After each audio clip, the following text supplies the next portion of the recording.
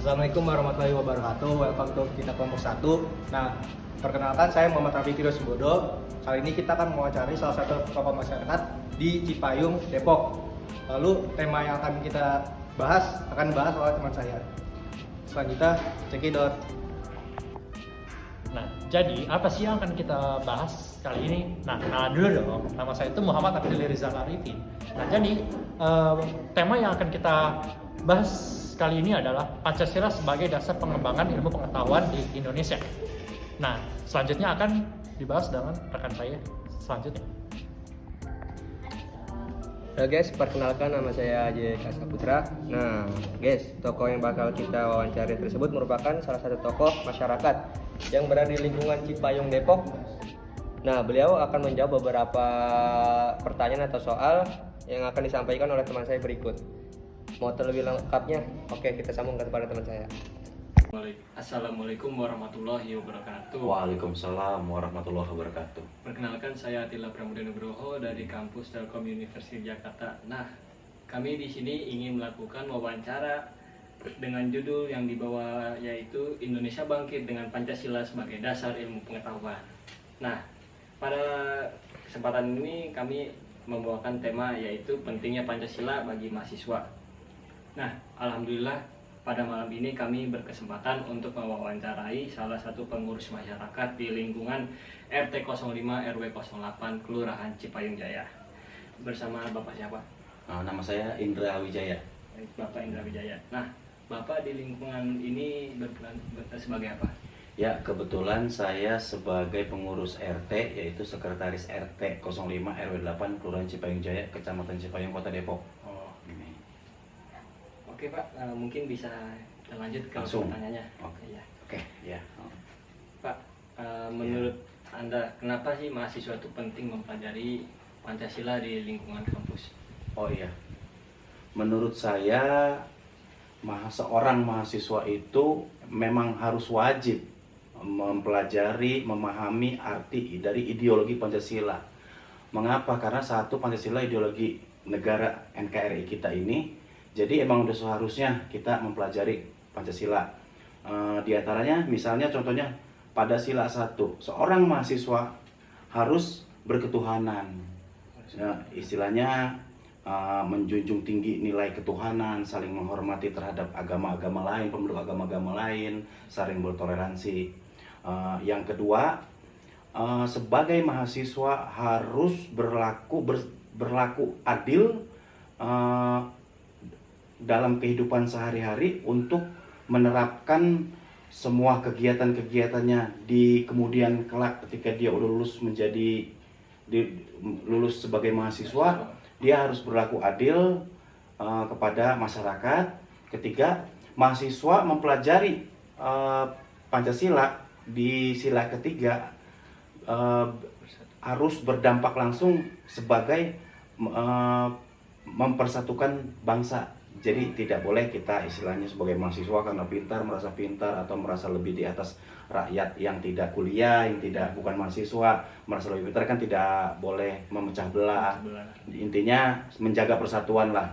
Yang keempat, kaitan yang dipimpin oleh Majelis dalam permusyawaratan perwakilan itu mahasiswa harus menerapkan nilai sila nomor 4 itu pada kehidupan sehari-hari, bisa melakukan musyawarah untuk mufakat dalam rangka menyelesaikan solusi atau permasalahan-permasalahan yang ada di masyarakat. Harus melaksanakan musyawarah lah dalam memecahkan suatu permasalahan. Dan yang terakhir yaitu keadilan sosial bagi seluruh rakyat Indonesia. Mahasiswa harus bersikap adil, jujur, dan dalam melaksanakan kegiatan sehari-hari dalam pekerjaannya juga, dalam kehidupan pribadinya, kepada masyarakat harus bermanfaat. Begitu. Benar. Ya. Jadi bisa didengar apa yang disampaikan bahwa mahasiswa itu penting untuk mempelajari Pancasila supaya mahasiswa itu bisa mengerti apa sih makna Pancasila itu. Sangat penting, ya. Nah, lalu mungkin dampaknya apa sih Pak kalau mahasiswa itu bisa mengamali atau mempelajari Pancasila pada diri sendiri itu Pak? ya dampaknya seorang mahasiswa ketika dia sudah mempelajari, menurut saya ini ya, Ya, menurut saya ketika sudah mempelajari mempelajari Pancasila, bukan hanya mahasiswa, siswa SMP, SD, SMP, SMA pun, termasuk orang-orang biasa pun setelah mempelajari Pancasila itu dampaknya sangat sangat banyak. Satu, yaitu tadi yang kita bilang, pasti setiap mahasiswa wajib beragama dan saling menghormati agama lain, menjaga persatuan, harus berlaku adil. Segala sesuatu dalam pekerjaannya nanti kemudian dia lulus kuliah bekerja harus mementingkan kepentingan masyarakat, keadilan sosial, persatuan Indonesia, dan dia juga bisa menerapkan demokrasi dalam memutuskan suatu permasalahan-permasalahan di kampus, di lingkungan masyarakat, di keluarga, bahkan nggak otoriter, nggak egois gitu. Dan intinya kembali lagi tadi yang mahasiswa harus bersikap adil, karena mahasiswa itu pemuda harapan bangsa benar.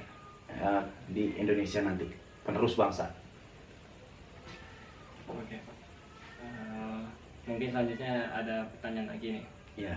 Apakah Pancasila itu bisa menjadi sumber inspirasi untuk mahasiswa di bidang iptek, seni, budaya, dan sosial? Oh ya, Pancasila menurut saya sangat bermanfaat dan harus diimplementasikan dari Pancasila, diterapkan ke iptek dan sosial budaya tadi ya. Misalnya seorang mahasiswa mempelajari iptek, dia harus menerapkan kaidah-kaidah Pancasila itu sendiri. Misalnya setiap ada penelitian ilmu teknologi atau apapun, harus ada dasarnya, harus sesuai dengan keagamaan, manfaat untuk orang lain. Terus apa-apa yang ditelitinya itu harus berdampak positif dan bermanfaat bagi halayak ramai, masyarakat pada umumnya. Jangan sifatnya merusak, sifatnya itu memberikan ujaran kebencian, merusak lingkungan. Jangan sampai seperti itu. Jadi memang di ipteknya ya, di sosial budayanya, Pancasila itu memang sudah seharusnya kita menerapkan Pancasila pada sosial budaya untuk bertoleransi terhadap warga, masyarakat, tetangga, saudara, bertoleransi, kerjasama, berlaku adil, tidak ya, kita tidak sombong lah, harus menerapkan prinsip-prinsip atau nilai-nilai Pancasila. Itu sangat penting menurut saya. Demikian. Kadang mungkin ada juga nih mahasiswa yang jarang nimbrung di lingkungan sosial atau jarang berkumpul di lingkungan masyarakat. Itu gimana sih Pak? Iya. Itu salah satu merosotnya nilai Pancasila terhadap kita sebagai individu masyarakat yang sifatnya individualisme namanya. Individualisme itu adalah orang yang tidak mementingkan kepentingan umum, selalu mementingkan dirinya sendiri, apa yang dia pikir untuk dia yang terbaik, untuk dia memikirkan diri sendiri, kepentingannya sendiri, keinginannya sendiri, tanpa memikirkan orang lain. Itu kurang bertoleransi dan tenggang rasa. Jadi itu bentuk kurang baik terhadap Pancasila. Karena tidak mencerminkan salah satu. Sangat tidak mencerminkan, berlawanan bahkan intoleransi. Iya. Bahkan ada juga mahasiswa yang mengujarkan kebencian. Iya, di situ. Iya. Nah, akhir-akhir ini banyak orang yang kurang menganggapi Pancasila itu sebagai suatu hal yang penting, sehingga identitas sebagai warga Indonesia sebagai Pancasila dengan ideologi itu semakin melemah. Nah, bagaimana pendapat Anda mengenai masalah ini? Iya, untuk menerapkan Pancasila dalam kehidupan sehari-hari, saat ini kan merosot lah ya. Bagaimana cara kita solusi? Ini menurut saya ya, awam saya. Satu, kita harus mengimplementasikan nilai-nilai Pancasila dalam kehidupan sehari-hari. Kita berketuhanan, kita bermasyarakat, kita berorganisasi, kita bersosialisasi terhadap lingkungan, harus menerapkan nilai-nilai itu. Yang kedua, melakukan penguatan dalam sistem pendidikan di mana Pancasila itu jadi prioritas ilmu yang harus diserap sama siswa atau mahasiswa, ya agar dia dapat menangkap dan memahami ideologi Pancasila dalam hidup dirinya untuk kehidupan sehari-harinya. Gitu ya, kita sebagai warga negara harus menjaga keutuhan NKRI. Emang itu mah udah amanat Undang-Undang Dasar 45 dan Pancasila, tidak memecah belah, tidak separatis, tidak memberontak. Itu kan emang udah tugas kita sesuai dengan Undang-Undang dan Pancasila. Terus kita juga sebagai masyarakat harus konsisten. Selanjutnya konsisten terus-menerus ya, berusaha menerapkan nilai-nilai Pancasila itu pada lingkungan, pada anak-anak kita, saudara kita, teman-teman kita, saling mengingatkan untuk kita bisa menjalani kehidupan sehari-hari sesuai Pancasila gitu, Mas. Ya. Nah, ini kan membahas tentang Pancasila nih ya. Kadang ada sih Pak yang beberapa misalkan lagi kontroversi, nah mahasiswa itu melakukan demo, tapi demonstrasi. Demonya itu mahasiswa itu nggak tahu tujuannya itu buat apa, apalagi cuma ikut-ikut doang terus melakukan vandalisme, kerusakan fasilitas umum. Nah, Iya. gimana sih Pak tuh?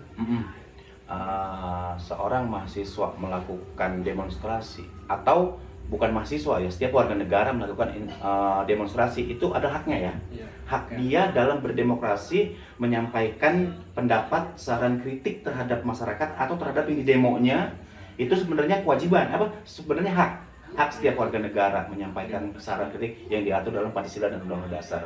Namun dalam pelaksanaannya, kalau mereka vandalisme, mereka anarkis, merusak, itu ya udah sangat-sangat disalahkan, karena berarti dia tidak mengetahui isi dari yang akan disampaikannya itu, yang akan didemonya. Sesuatu yang didemokan pasti positif, niatnya baik, positif, bermanfaat untuk masyarakat. Tapi ketika dia vandalisme, ketika dia anarkis, itu kalau anarkis udah masuk ranah pidana, melanggar undang-undang peraturan daerah ketertiban umum, itu sangat melanggar.